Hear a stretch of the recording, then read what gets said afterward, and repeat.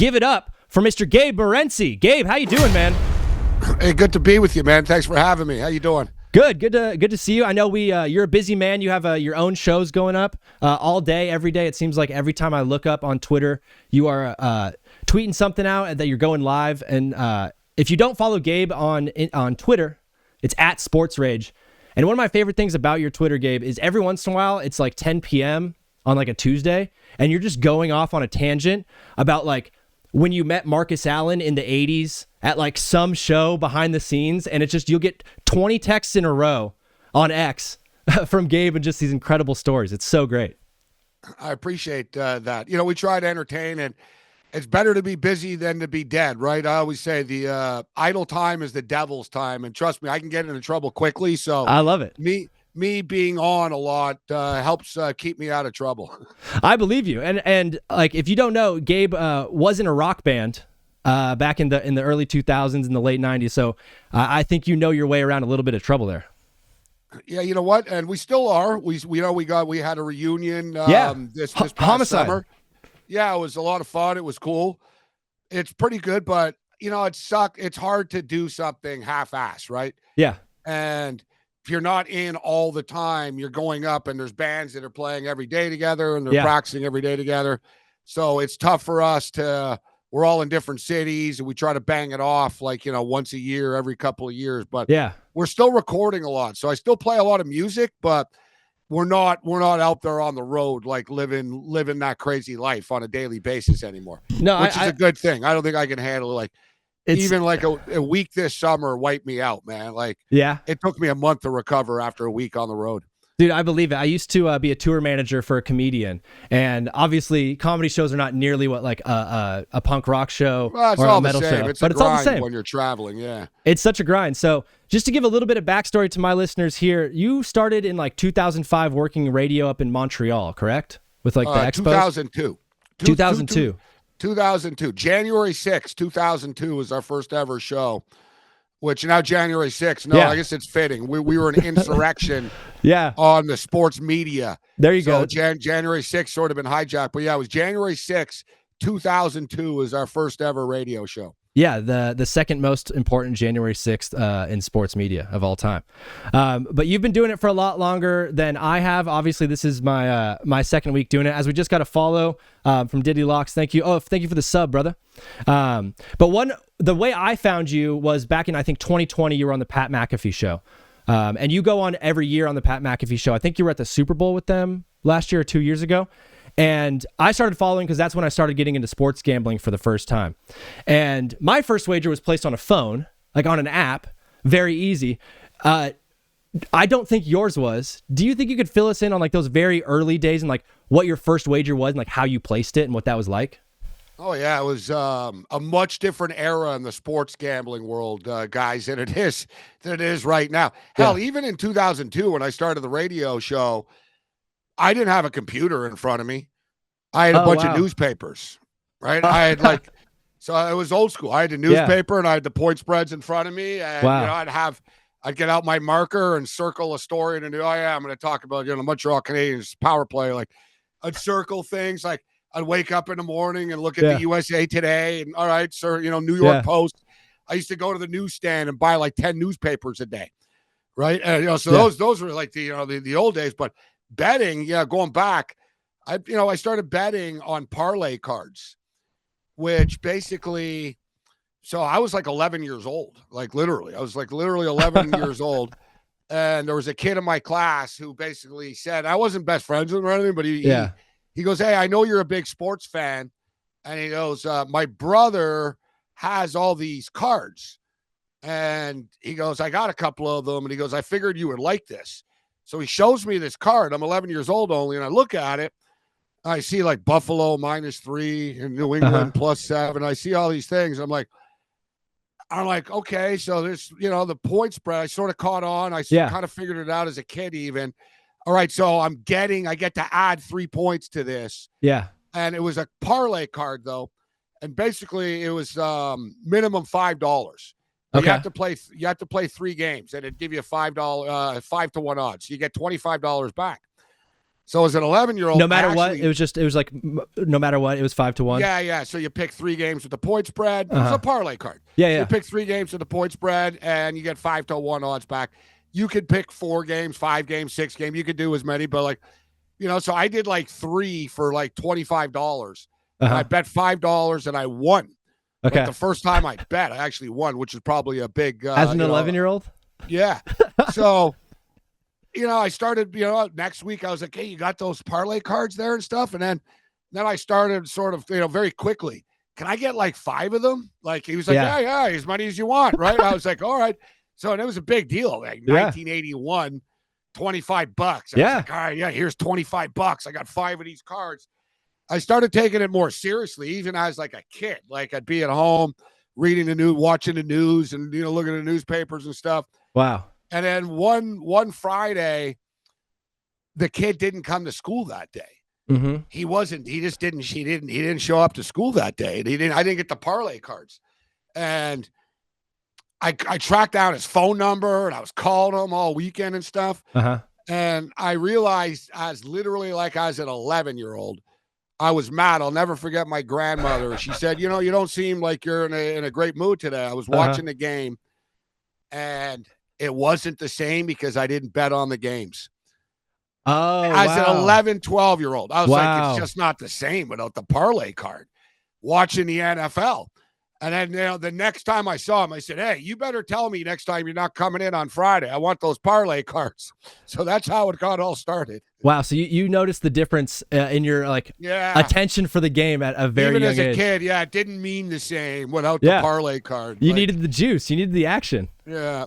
I mean, aside from the legality of it, I mean, I assume the biggest change in gambling has been like the actual physical way that you do it. I mean, I know stories of people having to meet their bookie behind an alley and handing off cash. We're from that era. Yeah. You know what? Yeah. Well, I grew up in the bookie era. Okay. So it was the parlay cards were kind of sort of innocent. It's like, all right, the parlay card, because you're paying in advance for the card. But then in those days, and not just in Montreal, but every bar in North America, basically, the bartender would have these parlay cards, essentially. So, and you would collect at the bar. The bartender would sort of take a cut. The bartender was the mini bookie, so to speak. Yeah. The mob would drop off the parlay cards at all the local watering holes. Yeah. Right? You used to live in LA, right? Yeah, and I lived all over the place, but LA as well. I lived right next to Jones in Hollywood. Right off La Brea and Santa Monica. Yeah. That place is like an awesome rock and roll bar. And I picture the bartender with the parlay cards there, unbelievably. It's like so clear in my head. Yeah. You know what? Old school. When I lived in LA, I was betting with a bookie, these Asian dudes out of a bowling alley. Okay. In Van Nuys, probably. It was hardcore, man. No, it was like downtown LA. It was hardcore. Like these people didn't play around. No. So I think right now it's better, actually, the betting industry for people. Yeah. That they don't get in trouble, because I've done that. Like I've owed $18,000 to like bad people and stuff. Jeez. And had a couple of days to pay before. Yeah. When you're betting with your own money, that's whenever people ask me, I'm like, do not bet with credit. No. And I still know people that have bookies and they bet with credit. That's how you get in trouble. Same. But we used to bet, from the bookie world, but Montreal and Quebec, Canada as a whole is very pro gambling. Okay. Like sports betting has been legal in Canada for about 35 years. Do they have casinos?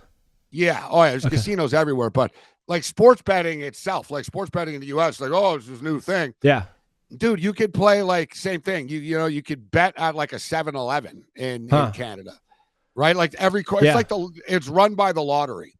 So it's like basically getting a lottery ticket, but you could play. All right, I want to bet the hockey games tonight. So that's awesome. Yeah, betting has been always very prevalent. Mm-hmm. You know what I mean? So it's not really new. The NHL kind of embraced it a long time ago. Yeah. It's new right now with the legalization in the United States, really. Yeah. It's something that like my buddies started doing, and it just got like easier and easier to do. And obviously you see advertisements for everywhere. And then I was in Indianapolis last summer, and they have like right next to downtown, there's like a Caesars Sportsbook, and you just walk in. Awesome. And that's get some, what I love about it. You get some really. That's the cool thing. Like I went to I've been all over. Like I know that's California is way behind in that. Like the fact that sports betting is not legalized in California. I think it's because of the Indian reservations, if I'm not mistaken. And I think Florida has a similar thing. They're a big part of it, and also Nevada. Look at Las Vegas right now, as continues. Las Vegas continues to struggle. Yeah, like Las Vegas stays alive right now due to the entertainment industry, not because of the gambling industry. Yeah, and it would crush like basically 40% of people that are in a Las Vegas hotel during the weekend are from California. Easily, like it would seriously really hurt them. So that's so true. You've got the casinos in another state that are trying to tip the scales in another state. Yeah. Right. They want to keep it illegal in California, so people keep going to Nevada. Yeah. Right? I didn't even think about that. Yeah. There's a lot. You have a lot of different hands. And then, just quickly to get into this, what happens all the time with this is you get the FanDuels and the DraftKings of the world that want to come in here and they want to take things over. And then you get the native groups that have a lot of control in the gaming industry. Mm-hmm. They're saying, no. If anyone's going to do it, we're going to run it. Yeah. So like in California, the argument really isn't whether the ethical, we don't want to legalize betting on sports. I mean, you can marry a tree in California. Like you can do whatever you want in California. Yeah. Right? Like it's a pretty free state. Like, you know what I mean? It really is. So but you can't gamble. Yeah. But the whole thing is not because they're ethically against it. It's they can't, you have a bunch of rich people arguing about who's going to control it. Yeah, totally.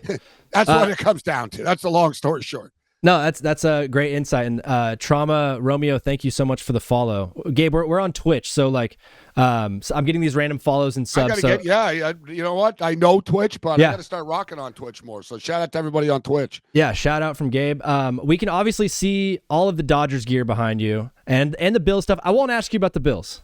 But your Dodgers are absolutely rolling. The one question I had about the game was obviously you have Yamamoto going CG last night, which was incredible. I think it was the first time since 2017, since Verlander in 17, that we had a starting pitcher go CG. And then Blake Snell obviously should have, I think, in hindsight, pitched that whole game.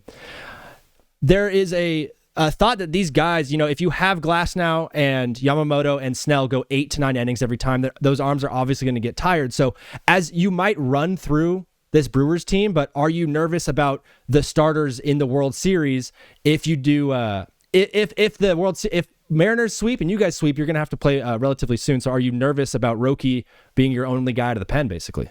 No, not the pen is going to be a concern. Yeah. But you look at the Dodgers, Shohei Ohtani's hitting like 127 right now. Horrible. In the postseason, right? Yeah. If you look at the Dodgers offense, it's the bottom of the lineup that's been more productive. Unbelievable. Yeah. Right? Kike's been awesome. Teoscar's been great. Andy Pages. Tommy Edman. Yeah. Tommy Edman's just Mr. Playoffs, right? He's awesome. So it's almost like the Dodgers are so deep, they can do it in different ways. Last year, believe it or not, it's hard to believe, but last year the Dodgers won the World Series because of their bullpen. All bullpen. Their starters are averaging I think. Exactly. It was Freddie Freeman hit the grand slam and stuff, and people remember those moments, but it was the Dodgers went like 23 innings with their bullpen without giving up a run. Yeah. The Vessias, the Bandas of the world, like they were the ones that won the World Series for them. Yeah. This year they're bad. This year the offense is okay, but it's not lethal. No. The starting pitching, though, I mean, you can't top it, right? And they're all pitching well. And no, I'm not concerned really so much. I am concerned about the Dave Roberts factor, and if they just get in the way. Yeah. I wasn't worried about the bullpen problems coming into the postseason because I knew this was going to happen. Yeah. Last year, Walker Buehler was on the hill when the Dodgers won the World Series. Yeah, he came back. Like literally. For that game. He was they said, all right, you're closing. Yeah. Like the Dodgers do go to their starters more so than anybody in the playoffs, like out of relief. So I kind of knew, we're going to, don't worry about it. Blake Trinan's not going to pitch. And then lo and behold, there's Blake Trinan on the hill. And I'm like, oh my God, I can't believe this is happening. Yeah. But I think the starting pitching is going to be the difference. I'm not writing off the Jays yet, but Seattle's pitching does match up better with the Dodgers. Right? Yeah. I mean, Seattle can roll out a bunch of dudes. Seattle, I think, is a tougher matchup for them than Toronto is. But I'm not dismissing the Blue Jays yet just because they're down 0-2. No, and those bats are incredible, and I think that they got to bounce back at some point. I think there's just this effect of like they almost made beating the Yankees their World Series. But you mentioned the Jays; they're obviously from Toronto. They're Canada's team, right? Is there anyone like in Western Canada, like Vancouver, that is like a Mariners fan, or is everyone Toronto fans? Yeah, the Mariners, the Seahawks are very popular in Seattle. Okay, right. So Vancouver and Seattle, it's basically an hour away. And then is the Bills on the east side? The Bills are massive in Toronto. Okay. Yeah, but not just Toronto. Like 37% of Bills season ticket holders are from Ontario. Oh, really? Yeah, yeah. Wow, that's like they play. Like I went to a Seahawk game and they play O Canada before the game. Same thing. Oh, wow. Like literally, yeah. They play O Canada and the U.S. They play both anthems. Yeah. Because same thing. It's like 30% of their season ticket holders are Canadian. Yeah. Because it's right on the border, right? But yeah. the Mariners aren't as popular. There's old school sort of boomer people that Mariner games used to be on TV, but the Mariners and the Kraken are blacked out in Vancouver. So people don't even really see the Mariners on TV. Yeah. And the Blue Jays, when the Expos were around before, it was split. The Expos were very popular, right? And the Expos were around for longer than the Blue. Like the Expos were bigger than the Blue Jays were before, but the Blue Jays won the World Series in 92, 93. The Expos got screwed in 94. They were the best team in the season, and the league got shut down. Yeah. But now that the Expos aren't around anymore, every Blue Jay game is on national television in Canada. Awesome. Wow. Every game. So they've become Canada's team.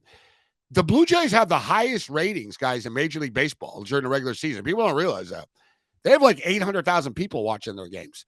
Which is a lot. Like even the Dodgers only have 500,000 people watching, 300,000 and stuff. Like the Yankees only get like 250,000 viewers. Yeah. The Blue Jays get like 650, 800. Yeah. They have an entire country watching. And that's the only team. And that's the effect. Like the Yankees have their own network now, and it's like you have to buy that network. And I can't watch the Dodgers games here in Los Angeles because I have to have Spectrum, and I don't have that. But when you nationally broadcast your games in Canada, it's like it's such a great move for the Jays to do that. The Raptors, same thing. Right. But hockey, it's regionalized. So it's strange. Like people that love the Toronto Blue Jays hate the Toronto Maple Leafs with a passion. You know what I mean? Because they have their own hockey team. You know what I mean? Like there's a bunch of people right now in Edmonton that are cheering for the Blue Jays tonight. Yeah. But they effing hate the Leafs with a passion. Right? Of course they do. Different league. You know what I'm saying? And it's a good segue into hockey because you're one of the sharpest hockey guys I know because I didn't know a whole lot of this about the sport before I started watching you and like Gumpy from the Hammer Down crew. Gump's great. Let me just say about LA actually. Speaking of hockey, I want to throw this out here. Shout out to the Anaheim Ducks. Dude, that's where I'm from. Yeah, shout out to the Ducks, the OC, and you know what? Okay. Look at the Angels and the Ducks. You're both the same. You're in the same effing area. Okay. These are my teams. So what if you're pretending we're Los Angeles? You're not Los Angeles. No. You're Orange County. And I love the Ducks that they go all orange. Their uniforms are badass. Yeah. Number one, the uniforms are badass. They got a great up-and-coming young team. Yeah. They have great ownership that wants to win. The mask, they gave away the duck mask for the opener last night, was just awesome. Yeah. You got a great mascot and a real duck, Ben the Duck. He beats the drums before the game and stuff. Yeah, it's awesome. It's freaking awesome. And I love, bro, that last night after the game, I saw their tweet. It said, shout out to Orange County for supporting. But they're calling it Orange Country now, right? So in the arena, Orange Country, they're embracing Anaheim and Orange County. And I guarantee you, people are going to eat that up, bro, because they're repping the hood as opposed to pretending, oh, we're like the LA Dodgers and we're from LA. It's the worst. I had a neighbor of mine. He had season tickets for the Angels game that were like right behind home plate. And he had a little sign this big that just said Anaheim. And every single game, he would just hold it and just says Anaheim. Hey, bro, I would call them the California Angels. Same. I would one-up the Dodgers. I would say, no. We're not LA. We're California. Yeah. We represent the state. And they used to be the California Angels. That's a great name. To me, that's what I would do. And I'd say, man, why, if we're worried about a brand and everyone mocks us with this LA brand, California is a great brand. Yeah. If you don't like the Anaheim Angels, not sexy enough for you, fine. Go with California. 100%. You're getting a lot of love in the chat. I got a bunch of OC like brothers of mine that are in the chat. We got Go Ducks from PV. Diddley Locke says this guy's freaking awesome, but you're absolutely preaching to us. I used to go see Rams games there and college football. It was the kickoff classic, Tennessee and Colorado at Anaheim Stadium. In Anaheim Stadium? Yeah. Yeah, that stadium is also sneaky, like the fourth oldest stadium in the league. Like the Angels have been around, man. I've been a fan of my entire life. One of my first memories was doing sparklers and those little poppers in 2002 when the Angels won the World Series. My dad was like holding me, and all these people were lighting fireworks down our street. And I'm like, "What's going on?" And he's like, "The greatest day of your life. The Angels just won the World Series." Though I've learned over the years, man, like it's a lot like people. When I lived in Hollywood and stuff, I used to think of Orange County as like basically like where grandma lives, and you know what I mean? It's like, all right, it's where grandma lives, and it's the richer people and the suburb type of, the real nice suburb type of thing. Bro, now you go to Anaheim, man. Like, I nearly got killed in a biker bar there, bro. I'm like, this is right out of Sons of Anarchy. Like, and it's like, there's like a Mexican gang and a biker gang, and we're in the middle. I'm like, dude, this is like, this ain't OC, man. And I sort of think, like, it ain't like the TV show. People think blonde girls in Orange County, right? Like, I was there. And I'm like, I remember telling my buddy, I was like, bro, just keep your mouth shut. Do not say anything like to anyone in this bar. We picked the wrong bar to watch. We were watching a UFC. And I was like, oh, man. We walked right into this biker bar. And they were really like, what are you doing here? Yeah. And I was like, oh, we'll leave. I'm sorry. I didn't realize like this was it was your place. I didn't realize this. I'm sorry. And they're like, no. You're good if you're just going to watch the UFC. Yeah. And I was like, man, it was like touch and go in there. And then you got the other OC, which when I was a rocker in my early days, I nearly got beat up by a bunch of jocks in El Toro. So then I realized, I'm like, man, it's pretty dangerous out here, man. Yeah. Like, I kind of realized. Well, when we were talking about this is safer in Hollywood where I live with all the gangs. I want to go back home. Yeah. When we were talking about the Mark Sanchez thing, I kept prefacing, I'm like, you guys don't know, but he's from Mission Viejo. Like, you have to understand, the guy's from Mission Viejo. He's used to getting away with this kind of thing. But it's so great. Like, you talking about the Angels is just music to my ears because we've been singing praises. And they're talking about Albert Pujols being the manager. Oh, that'd be awesome. Of the Angels. I think it'd be great. The one thing that Joe Torre was the manager when I was there.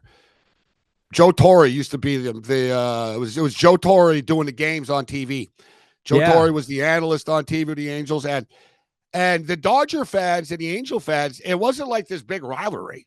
Yeah. Right? That's what different. I just want to throw that up about LA too. It was cool. I used to go to Raider games in the Bo Jackson. It was so like Bo Jackson, Jay Schrader. Yeah, wow. In that era, Art Shell was the coach, and Shanahan was the coach, but they fired him after a year, etc. So I used to Mike Shanahan was? Yeah, Mike Shanahan was the coach of the Raiders before That's crazy. He was the coach of the Broncos. That's crazy. Then he went to Denver after. And won Super Bowls. He won Super Bowls, yeah. They fired him because Howie Long and Lyle Alzado used to sit on their helmets during practice. And Shanahan got all mad and told him that's not professional. And Al Davis said, that's the Raiders. And he got rid of Shanahan. Shanahan went on and won. But these were like the craziest days with the Raider fans. Yeah, in the Coliseum, right? Yeah, like literally and figuratively, like I was sitting in the end zone and people were smoking crack in the end zone, literally like busting out the glass pipe and like just, you know what I mean? Yeah. I was at a game and it's not cool, but I was at the game. They put a Charger fan in a coma. I was like in the section it had happened in, and it was like, some charge, like they warned them. But same thing, a Steeler fan nearly got killed for real. Jeez. Like it was over the top. It was so bad, like they couldn't have night games. So like they banned all night games in Los Angeles for the Raiders. But with all that being stated, I remember before the games, and I was a Bills fan in those days still, but I liked the Raiders too, but I was a hardcore Bills fan. Yeah. But I used to, I'd wear the Raider gear and other things, but I remember when the Bills played, people were telling me, don't wear stuff. And I was like, I just can't wuss out. I got to do it. So I wore a Bills hat. And I remember like sneaking through Sense Central out of the stadium after with my Bills hat. And I'm like, but I never forget, people would cheer for the Rams, like Raider fans, like the LA Rams who played in Anaheim at the time. Like, I remember like, it was like the double headers. Like, it'd be like, so the early game would be the Rams on the East Coast and the Raiders. And the hardcore gangbangers and all the nutjob Raider fans would have like the TV set up in the parking lot on their trucks and stuff. And we're all watching the NFL games and people will be like, yeah, good for the Rams, go LA type thing. Yeah. Right now it's sort of people just bitch and dislike for the sake of it. But as a Dodger fan, I like to see the Angels do well. Yeah, I always joke like the Chargers and the Rams rivalry is like the lamest rivalry, the softest rivalry in all of sports. But those Raider games seem absolutely insane. I mean, the Raiders of the 80s were just like a completely different team. But one thing I like about you is you always end up like going to games. And I always see you like talking online. You're like, oh, the price is this. I'm going to wait for it to go down. You're talking logistics. And like you in real time, you tweet like your thoughts. And you were talking about going to the World Series this year. Do you have a game in particular in your mind or in memory that's like the greatest game you ever went to? Yeah, you know what? I'm lucky. It's been the last couple of years. And I've been in sports a long time. And before I got into sports too, I should note my grandfather was a hockey player. So my grandfather played for Team Canada in the 1936 Olympics. Wow. He played for the Montreal Canadiens in the 40s. He was a linesman in the NHL in like the 40s/50s after. Yeah. Right. I had my uncle played with Wayne Gretzky and the Oilers. So even as a kid, like I saw, like, I was at like the Olympics in 1976. So I've been spoiled, like going to sporting events. But yeah, as a sports fan, dude, the last 2 years, like I can't really top it. I was at the Freddie Freeman Grand Slam game last year. Yeah. Right. So you can't top that. Yeah. And the year before that, or it all sort of merges together to me, but I'm a diehard Michigan Wolverine fan. And yeah, I was at the Rose Bowl semifinal game that went to overtime against Alabama. Oh, when yeah. Michigan won the championship. Yeah. So I was at Saban's last game. That was Nick Saban and Harbaugh's last college game, which is pretty cool if you think about it after. I'm like, man, I was at Nick Saban's last ever game that he coached. Yeah. Wow. That was a great game. And that was an epic game, bro. Like the Alabama-Michigan game. I was scared we were going to lose. Michigan always choke, right? So I'll never forget, like, standing outside the Rose Bowl thinking, like, because I'd been to the Rose Bowl before, bro, but you're going to laugh at this. Only to the flea market. And never to a game? Yeah, like, you know what I mean? Like, it was one of those, like, I'd been past the Rose Bowl. I know it. I need it. I knew it. But, I bought, like, a Def Leppard record there or something once. Like, yeah. I was like, yeah, I've been to the flea market there. I know I've been to Pasadena. But I'd never been to the Rose Bowl. Like, the actual Rose Bowl game. Yeah. You know what I mean? And it was always on my bucket list. Same with the Dodgers, bro. Like, I went to 62 Dodger games one year out of 81 games. Jeez. In like 1989, the year after they won the World Series. So the Gibson was broken down in the outfield, but every game we would clap and, hey, Kirk, you're a hero. Like, all year. Yeah. Right? Like, so I went to all these things, but I never saw the Dodgers in the World Series until last Stadium. year. Yeah, I remember it was the COVID year last time, right? When they won 5 years ago. Yeah. So I was like, if the Dodgers, I got to be there. And then it was the Yankees. And I'm like, oh my God. Yeah. Yankees, Dodgers, game one. I paid $1,700. I was going to say, is that the most expensive ticket you've ever bought too? Yeah. That's right up there. But did you win money on the game? Oh, I hammered the game. There you go. That was a great, and you know what's crazy? I left LA after, and I went to Seattle on Sunday to see the Buffalo Bills play. Oh, at the Seahawks in Seattle. Yeah. I stayed at a sports book too, so I bet the Dodgers game too. Okay, that was a really good weekend that weekend. But and also I was in the building. The Montreal Canadiens won the Stanley Cup. Yeah, in 1993. Oh wow! I was a scalper in those days too. Like, I got crazy stories, bro. Like that night, the 1993, I was selling tickets. It was supposed to be the Leafs. It wasn't, and I didn't make as much money as I could have. So it was the LA Kings. It was still cool. It was Gretzky and stuff, but the Canadiens won the Stanley Cup. And after the game, I lived in the area where the Montreal Forum was. So I knew all the stores in the area where I could buy alcohol, like after past legal hours.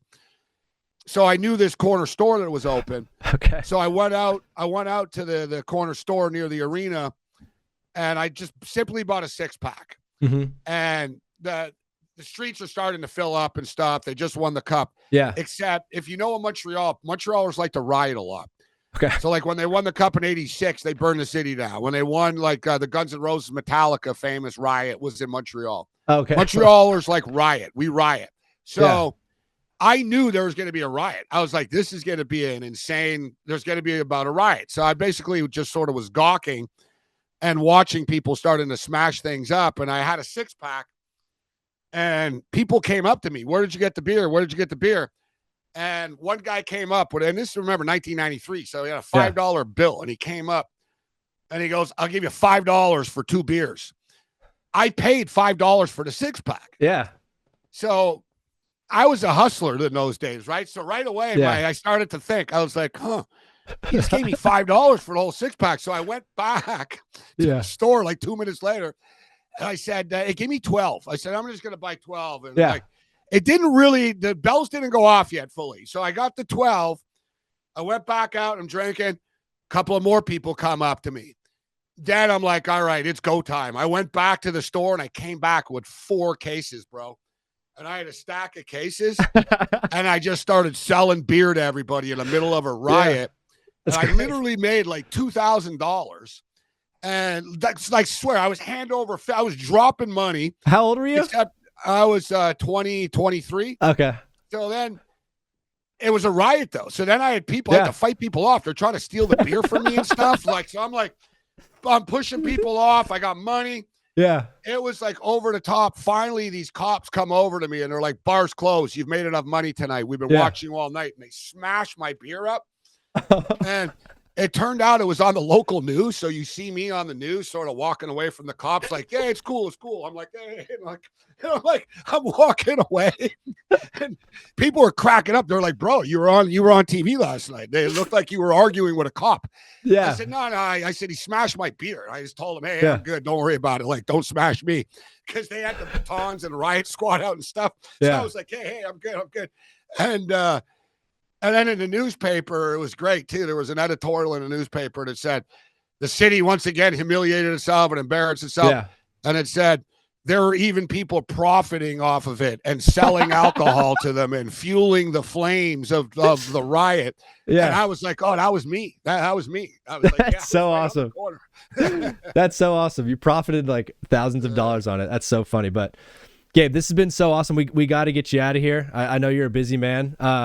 One question I ask every guest before they leave. It's the TBWZ question for all the guests. Who is the most famous person that you've ever peed next to? In the bathroom. Or not in the bathroom? You know what? I've played a lot of big bands and stuff like that, so I'm thinking. I'd have to say Spice Girls. Okay. Yeah. I'll say Melanie Spice from the Spice Girls. I love it. She was in the boys' room, we assume. Yeah, because I told a story the other day that like that's one of my. I'm gonna put it in the book.